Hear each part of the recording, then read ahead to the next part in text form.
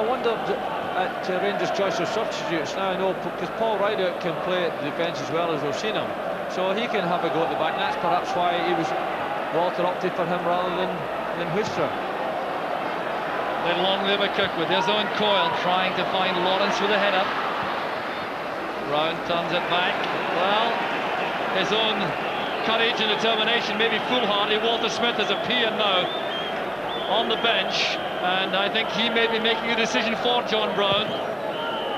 Brown, a determined character who certainly lacks nothing in terms of courage, and he will want to remain in the field in this cup final, that's for sure, but I don't think the Rangers management will permit that. He's limping heavily, Brown. Paul Rideout has been warming up, and Walter Smith has clearly come down to assess the position from trackside. Here's David Robertson, a stumble by Kirkwood. Robertson plays it in long. Hateley! Rangers take the lead. Right on the half-hour mark. A very unfortunate slip by Davy Kirkwood in a vital moment, allowing David Robertson to set up Hateley for his goal number 23 of the season.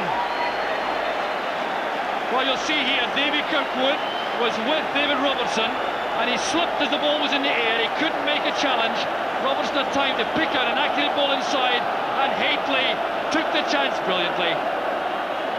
It's a marvellous pass here, and Kirkwood, it's a bad opportunity for him to slip in that case, but look at the space that Mark Hateley had. You know, if you're marking, Gus Caesar must look at that and wonder where he got to, because he's allowed a very dangerous centre forward loose inside the box, and he's paid the full penalty. Yes, Hateley running off Gus Caesar, who had performed so well in the early stages of the match, but Hateley isn't likely to miss a chance like that, and the pressure suddenly eases in the Rangers ranks. And indeed now it sets Airdrie a very serious problem. The feeling always was that if Rangers could score reasonably early in the match, Airdrie would have a very tough struggle, and that's the way it's proved. It's the fifth match between the clubs this season, and Rangers have won comfortably on 3 occasions without conceding a goal, and then there was 1-0 draw at Broomfield when Oleg Kuznetsov was ordered off in January. But Rangers now will be thinking, I've no doubt, in terms of a second before half-time, because that surely would have the effect of settling the match. So John Brown still on the field. Ironic that Rangers should score at a time when there was so much anxiety about Brown's fitness. That's where all the attention was drawn from the Rangers bench at the time. But he must have some sympathy for the former Rangers player Davy Kirkwood, who was denied the chance of challenging David Robertson by a very unfortunate slip. First time Robertson has been in a good open wide position in attack for Rangers in the match, and it's produced the opening goal. David Robertson already has a cup winners' medal 2 years ago for Aberdeen against Celtic.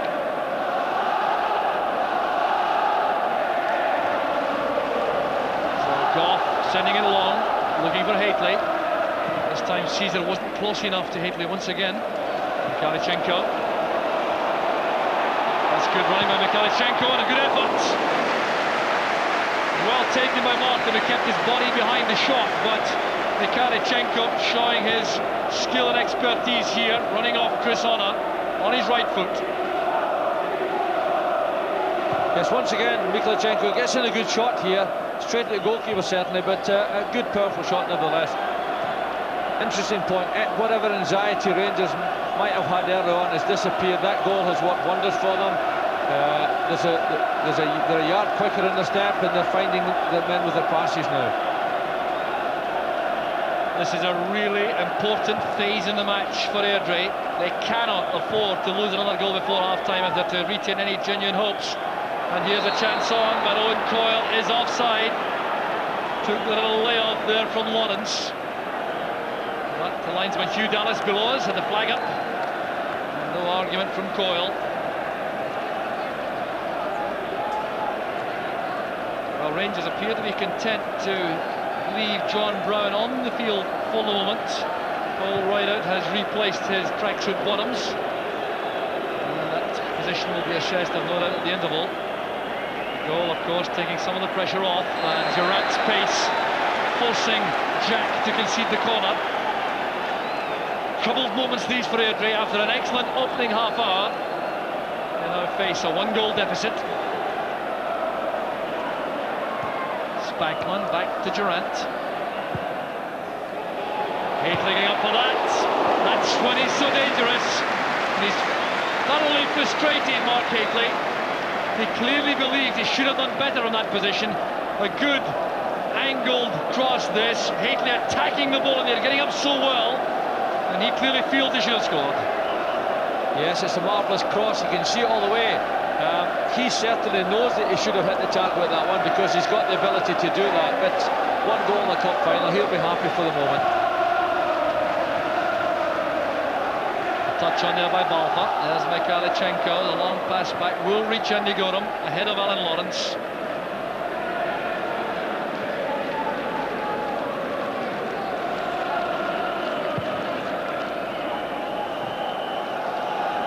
Haitley's layoff. Here's McCoy busting away from Kidd. Trying to chip that across towards Ian Durant. Difficult on this surface. Very true, but the film of grease on the top after all the rain. And Owen Coyle clearly irate about that offside decision. That applies also, I can tell you, to the Airdrie bench. John McVeigh coming off his seat, going somewhat berserk, having to be controlled by Hugh Williamson, the fourth official, down at the tunnel area. O'Brien appears to be running a little more freely now. They have a session of treatment at half-time. Early off from McCoist. That's McCall. Drawn back safely by Chris Honor, getting his marking role on Mikhailchenko. That's proved to be tough this afternoon. John McVeigh still looking very upset and stern there, the Airdrie assistant manager. That came off Robertson's head.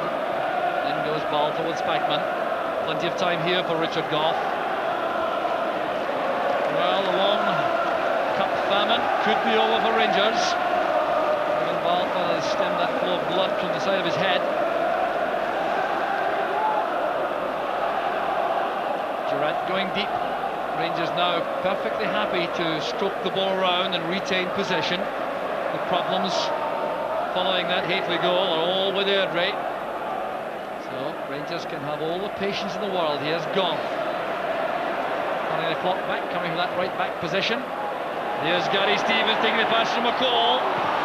Well, the Airdrie defence was undoubtedly opened up completely there by the run made by Gary Stevens and the excellent pass from Stuart McCall. And it's turned away there for the corner. Old Jack marshalling his defence again. Durant sending it across. Off goes Brown. There's McCoist. Well, a complete miscue there by Ali McCoist. He'll be very disappointed with that. It was a good opening by his standards.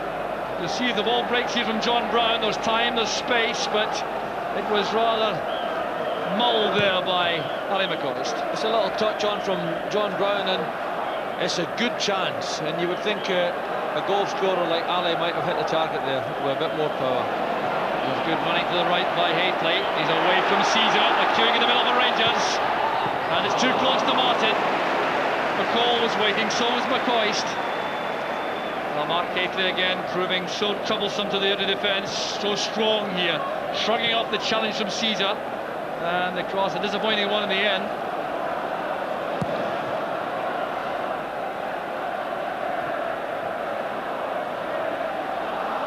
Headed away there by Brown for an Airdrie throw.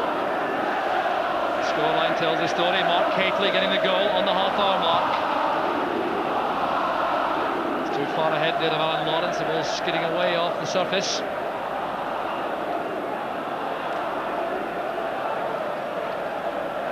So it's a very difficult task Alan Lawrence faces this afternoon, trying to occupy Richard Gough and John Brown all by himself through the middle. They may think about changing that in the second half with this remain behind. A bit of rainfall now at Hampden. We've had all the seasons really in the one day so far. McCall holding up Boyle. There's Haitley. Played long by Boyle, and Lawrence is caught offside. Running off his marker too early there. Goff and Brown very confident to hold the line in defence. Brown playing that forward, and Robertson denied the chance of reaching it by the presence of the sweeper Paul Jack for Airdrie. Back goes Goff to collect for Rangers again. Well, with the score 1-0 to Rangers, this kind of possession poses no problems for Rangers.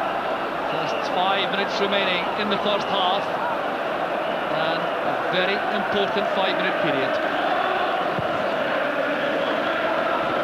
A goal at either end in that phase of the game could have such a bearing on the outcome.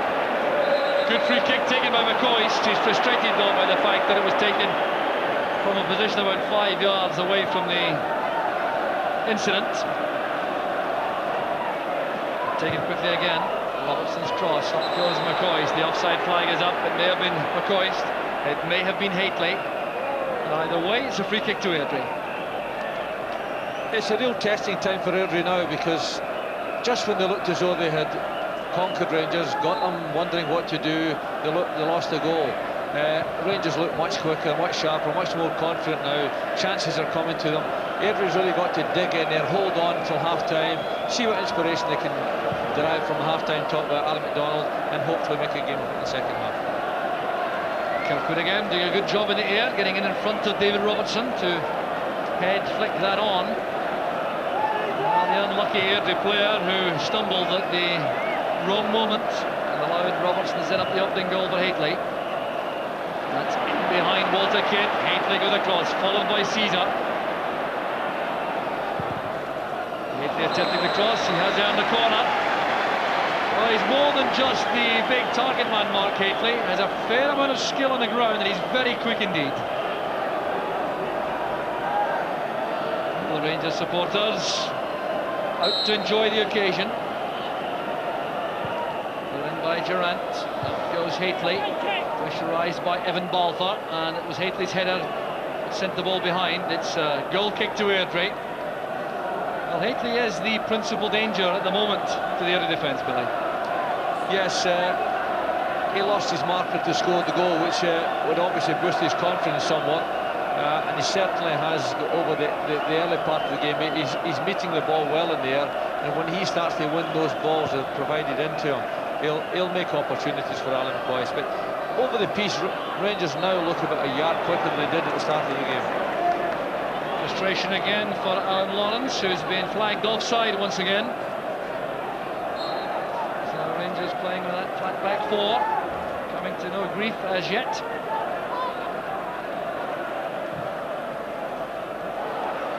Squally shower here at Hampden, as that ball is off the head of Haitley, says the referee. It's a goal kick to Airdrie. So the aerial shot of Hampden, 45,000 only inside the stadium. That's the capacity with the refurbishment going on.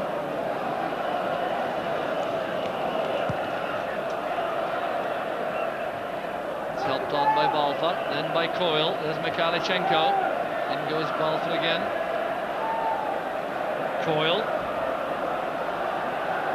Brown underneath that. He was definitely bumped. Well, the ball was in the air by Lawrence. The referee spotted that. And the sun has returned after that very brief shower of rain. Just adding to the difficulties on the surface. A little bit of extra grease on the top now. Goff coming to meet that bravely. There's Gus Caesar. Robertson takes over, allows Brown to have a breather. So it's back with Andy Gorham, and Rangers appear to be content with what they have in the first half. What they have is the only goal so far. Up goes Spackman. David Robertson lashing the ball high through the middle. It's troublesome for Paul Jack. Boyle there with McCall. Good play by McCall. Unlucky with the pass wide for Stevens. Both former Everton players. Stevens with a captain's medal for Everton, and McCall with a loser's medal, despite scoring twice against Liverpool 3 years ago. So in the final minute of the first half, Rangers leading by 1-0.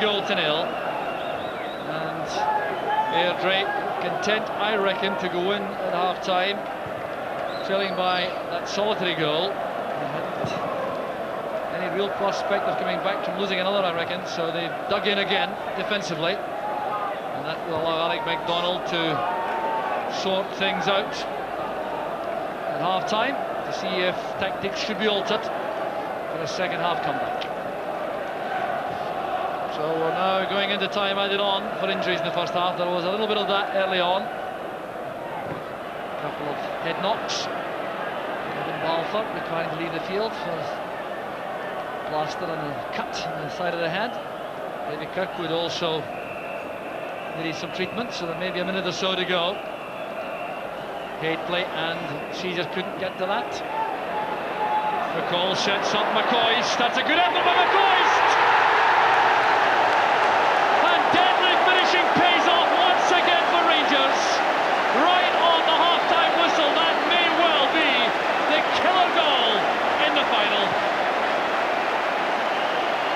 And the quality of the pass should be savoured also when we see the replay of this goal. McCoy is getting his 39th goal of the season. The clearance from the other defence, indecisive. Two players getting each other away. But look at this ball, played quickly by McCall into space from McCoy on his left foot, and Martin hadn't a hope. What an excellent goal. It's a good strike by Alan McCoy, but Airdrie made a real mistake there. Indecisive in defence, and they paid the full penalty. It's my feeling that the cup is only going to go one place now. So McCoy comes off. The half-time whistle has gone. Mark Hately broke the deadlock in half an hour, and he took the pass from David Robertson to open the scoring for Rangers after what had been an excellent opening half hour for Airdrie. But that all changed when Rangers took the lead after half an hour. This pass from Spackman. Kirkwood slipped, Robertson chested the ball down, Hately lost his marker, and that turned the game Rangers' way. From that point on, Airdrie seemed to be determined to hang on to a 1-goal deficit, but Ali McCoy had other ideas with that excellent goal, which may well turn out to be the one which puts the match beyond Airdrie. So at half-time, it's Rangers in the driving seat. It's Airdrie 0, Rangers 2.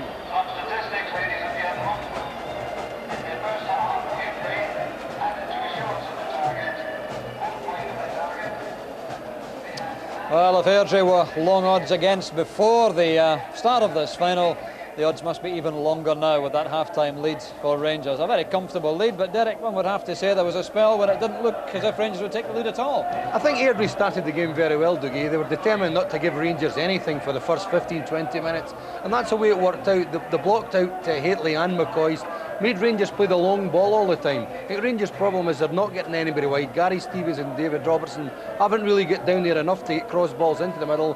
Airdrie were doing well, and really the sucker punch here with Mark Hately, a little slip, 1-0, and I don't think Rangers have a look back since. Murdo, Airdrie must have been pleased at how much pressure they were able to put the Rangers defence under at the early stage of the game. That's right, the game didn't start with Rangers onslaught and Airdrie defending. I felt Rangers started very nervously, and Airdrie, they probably made the better chances, and probably against the run of play slightly at the time, the Rangers scored, but since then it's been, I think, one-way traffic. Yeah. Let's take a look at the goal which puts Rangers into the lead then, as Murdo says. It came pretty well against the run of play at that stage, but a very nice ball in from David Robertson after the cross from Spackman, obviously, or the crossfield ball. And a very simple goal in the end, Murdo. Yes, it was great running by Mark Hately. He came from the middle of the goal, he's got to the front post. Yeah, it's an easy chance in the end-up. And that's the type of goals he's been scoring all season. He's always there or thereabouts. He's just lost his marker, and it was easy from there. Lovely ball this from Nigel Spackman, though, Derek. It is, and it's his so-called wrong foot, the left one. Davy Kirkwood would be a bit disappointed there. It wasn't the greatest ball out. It went through the legs of Jack there, but Hately, always good strikers. There was one at the back post, one at the near post. He got there and stuck it in the net. Great run to the near post to lose his man out. And as easy as you like, John Martin anticipating that he was going to miss the ball, but Haley certainly doesn't miss from there. Yeah. I think the first goal, were Rangers to score it, was always going to be fairly decisive. You could never see Airdrie coming back if they went behind, really. But from that point on, they fought hard, but they haven't really looked as if they're going to come back into the game, have they? They had the one half chance when Alan Lawrence went through and hit it wide, and Rangers have been caught square a couple of times at the back. I think Alex McDonald would see that at half time. Let's get the long ball over the top, because with his pace anything can happen. They're certainly not out the game at 2-0. It's obviously very difficult for Airdrie. You've got to fancy Rangers strongly, but the heads have got to stay up. If the heads go down for Airdrie, this could be 4 or 5-0 easy. Yeah, do you see it that way, Murdo? Yeah, I think Airdrie had to score first today. We were sitting here after half an hour and they said it would not be surprised if Airdrie scored. Yes. But Rangers, as we said, would not be part and scored, and I think there's no way back. Yeah. And the killer blow was just there with Ali. Absolutely. Let's take a look at it. It came just as the semi-final goal against Celtic did, immediately before half-time, which, as everyone knows, is just the killer time. And maybe John Martin a bit unlucky because it bounced right in front of him, which makes it very hard for a keeper to do anything about. But it's a good shot, Dougie. It's like when you're heading a ball, you always head the ball down into net. It's always difficult for a keeper. But John's been saving that sort of ball all season. He's got to save this one for the final. It's just bobbled up over his hands, but it's a great strike by McCoy. So we haven't really seen much of him in the first half. He's been played out the game, but they are just a second. Great ball by McCall in the first place. Loses his marker for a second, and there it is, the ball's in the back of the net. Striker's instinct, Murdo, because it's tempting to take another touch there if you're the striker, but that's right. You hit it first time. The way Ali's been playing all season, he hits everything and it ends up in the back of the net. But I'm quite a wee bit surprised with their defence. I think the two of them, McCoy and Haitley, have both managed to get away from the markers quite easily. That's not happened to Airdrie all season. Is that maybe Jimmy Sanderson's absence? I think they miss the influence of him at the back. Yes. No matter who comes in, Jimmy Sanderson's been playing that position all season, playing it very well, and I think today they do miss him. That's right, he's the organiser at the back, really. That's right, and he calms everything down, he gets organises, he gets defenders tightly to the strikers, and I think today they've maybe stood off him 2 yards and they've been punished for it. Maybe Walter Smith might be thinking at half-time, all right, then we haven't played that well in the first half, we've got a 2-goal lead, let's go to town in the second half. Do you see it that way? Well, I think they'll be more relaxed, Rangers, and now they've got the 2 goals behind them, but I think they'll be thinking to themselves, there's no way Airdrie is going to score 3 goals.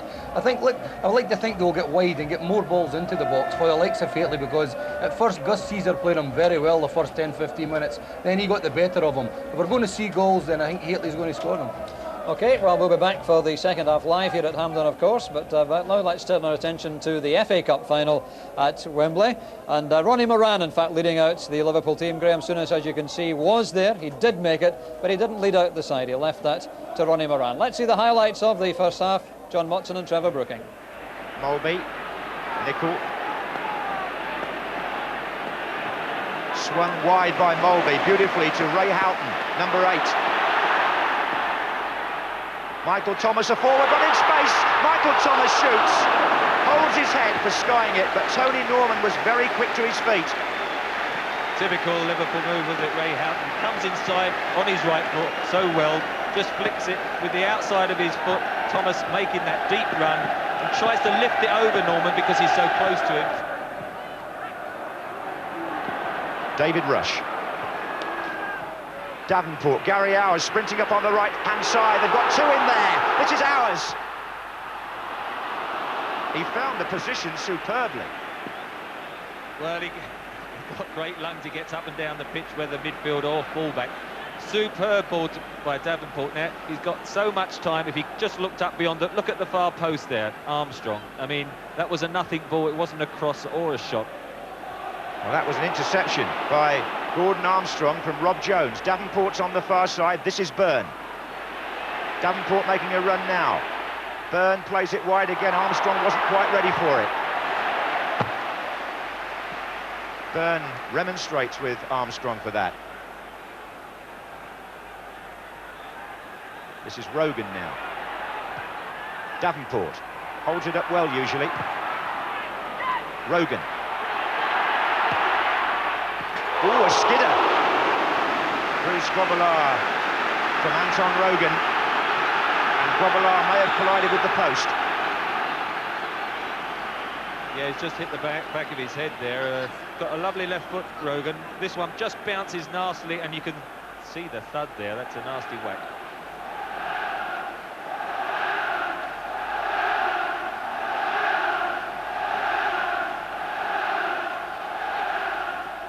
mentioned that Bruce Grobbelaar was a bit nervous beforehand. I mean, it's an important game for Liverpool, but particularly for Bruce Grobbelaar as well, because there has been questions about whether they're looking at a goalkeeper, and he knows he needs an important game like this, a big match. Short to Byrne. It's Kevin Ball at the back there. Byrne! Oh, he was onside, and what a good chance for the man. Liverpool was sleeping a bit, weren't they?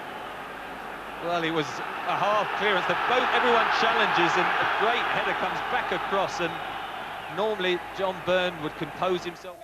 So there we are, goalless at half-time at Wembley. Hard to tell from brief highlights, Murdo, but Sunderland look to be giving as good as they're getting anyway, don't they? That's right, that was a great chance at the end there.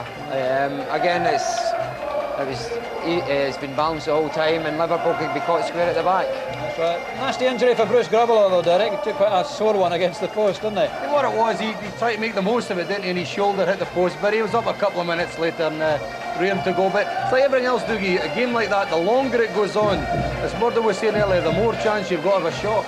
That's right, and we've seen so many of them in the FA Cup final over the years, of course. That too, of course, will go to extra time and penalties if required.